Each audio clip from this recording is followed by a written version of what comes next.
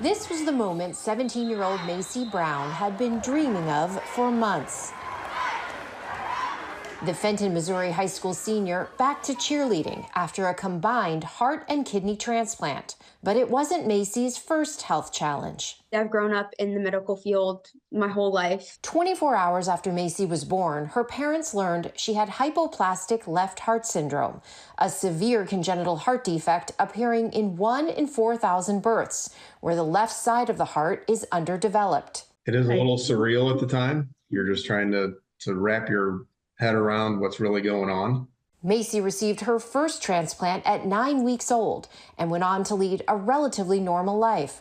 But the family was warned her heart may not last forever. They told us it was about a 50-50 chance of her needing a new heart before she was the age 20. But last summer at camp, Macy had a cough that wouldn't go away. I started feeling very shortness, like getting very short of breath over activities that I wouldn't normally be that short of breath for.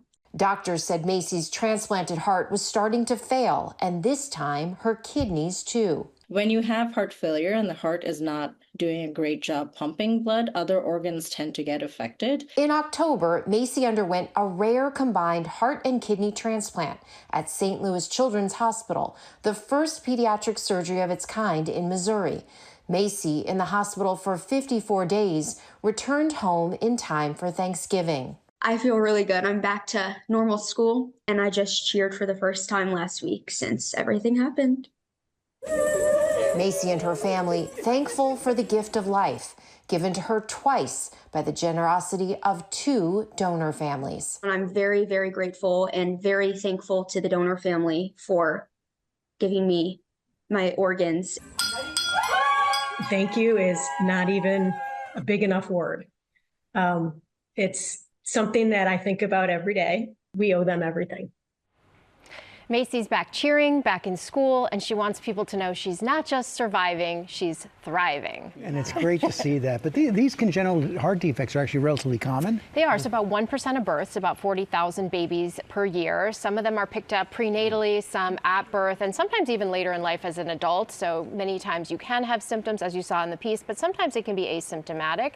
A lot of these babies are living into adulthood, so we have congenital heart disease programs at special centers in the country to really manage kids as they grow up and become adults, so they're closely followed. Yeah, but Macy's story really shows how important organ donation really is. That is such an important part of this story. We know there's 100,000 people on the transplant list. 13 die every single day. One person can save 8 people's lives, and while 90% of Americans say they support organ donation, only 60% are signed up. So you can do that through your state's registry, through your DMV. You can actually go on the iPhone to the health app and sign up that way. Macy got her kidney and heart from the same organ donor, which is helpful because it prevents rejection. And her doctor, who you saw in the piece, said, she volunteers at a camp as a counselor for other kids with congenital heart disease. She is the kindest, most loving, calm, resilient spirit that all the other girls really look up to her.